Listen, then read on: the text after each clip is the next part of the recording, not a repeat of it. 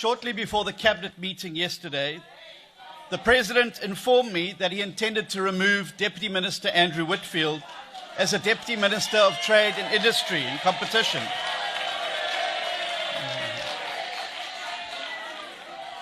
I requested 24 hours to speak to Whitfield and to inform my party.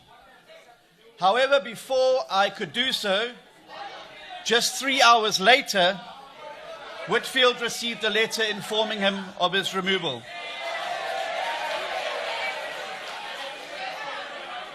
The apparent reason for this sudden and ill-considered decision is that Whitfield did not obtain permission to travel abroad earlier this year. Honorable Minister Steenhuisen, will you take your seat, please? There's a point of order. Order, honorable members. Honorable members.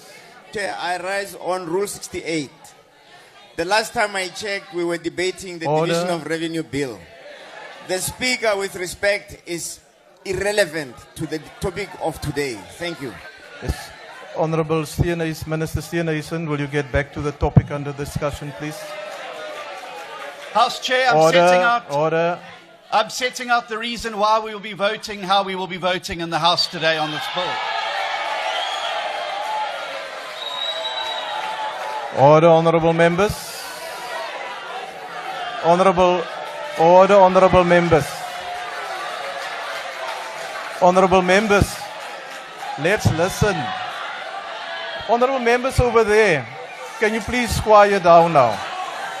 Order. Honorable members, order.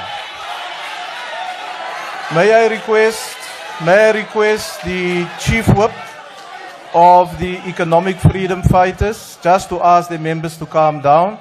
You don't even know the reason yet. So let's listen to the debate, honorable members. Chief Whip of the EFF, can you calm down your members, please? Thank you. Thank you. Please proceed, Honorable Steenhuisen. But the facts in this matter contradict this flimsy reasoning. In fact, on the 12th of February, Deputy Minister Whitfield had written to the President requesting permission to travel. 10 days later, he had not received a reply or any response whatsoever about the trip. Whitfield subsequently wrote... Order, honorable members. May I ask the Chief Whip of the ANC to do the same, please? Otherwise, we are not going to get through the speech. Let's be fair, honorable members, let's be fair. Even if you disagree with what the honorable member is saying, the honorable member, in terms of the rights and the Constitution, have the right to say what he wants to say. Order. Please proceed. Whitfield subsequently wrote to the President to apologize if he had caused offense. Again, he received no response. Then yesterday, months after the incident, and without a further word on it, the President unilaterally removed a DA Deputy Minister without even giving his largest coalition partner an opportunity to discuss it with the member or his party. Order, honorable members. Now, according to the President's spokesperson, this move is not part of a broader reshuffle. And there can therefore be no other conclusion to be drawn that this is a calculated assault on the second largest party in the governing coalition.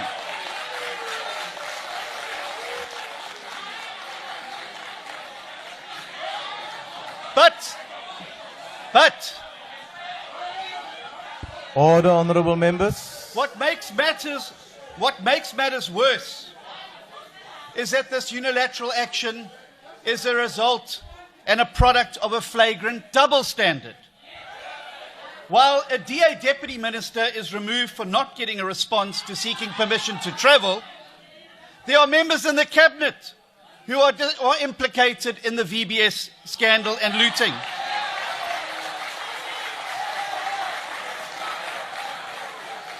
There are members in the Cabinet. There are members in the Order, Cabinet. honorable members. who, despite apparently misleading Parliament over an attempt to deploy corrupt cadres to CETA boards, remains in the cabinet.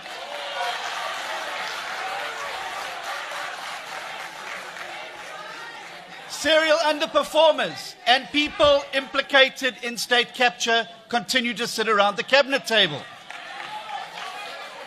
Now, instead of being summarily fired, like DM Whitfield was, these ministers get an opportunity to submit a report to the President on their behaviour.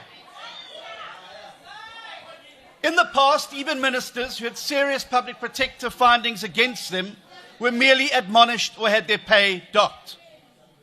Yet a DA deputy minister is dismissed with the flimsiest of excuses. Are the people of South Africa expected to accept that fraudsters, corruption accused and Zondo accused are protected while Deputy Minister Andrew Whitfield is removed? But perhaps there's something even deeper at play here. Like all DA ministers and deputy ministers, contrary to what the Honourable Tambo said, Andrew Whitfield was succeeding in his job. He had opposed the attempt to make suspect appointments to the IDC board. He was raising uncomfortable questions about the Transformation Fund and the opportunities it provides for looting. And yes, he was asking the uncomfortable questions about the Lotto Tender Award.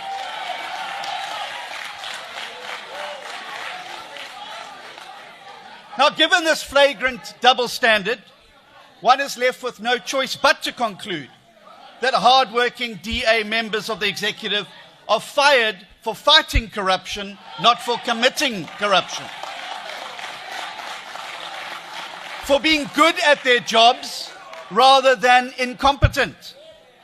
Now, if this situation is not corrected, it will go down as the greatest political mistake in modern South African history. And so, seeing the President is now cleaning house, I would like to suggest that he sweeps in front of his own doorstep before he removes a DA deputy minister for doing his job, but isn't prepared to move other ministers and deputy ministers for not doing as theirs. That is hypocrisy of the highest form, and it cannot be brooked. Now, the ball is now then in the President's court, and he must show us now that he's a man of his word. Madam Speaker, it would be very easy for a party that had been treated with such disdain from a coalition partner to vote against this bill today. But precisely because we are nothing like the ANC, the DA will always put South Africa's interests over narrow party interests. We will vote for this bill today, not for politics, but for South Africa. And order, honourable members. Order, honourable members. And in doing so, we will demonstrate to all of our coalition partners that when we give our word, you can rely on it, and that when we say we're going to do something, we will do it. However, this is now a moment of truth. Within the next 48 hours, we will find out if the DA stands alone as the only party that can be trusted to govern responsibly and take South Africa forward. Thank you very much.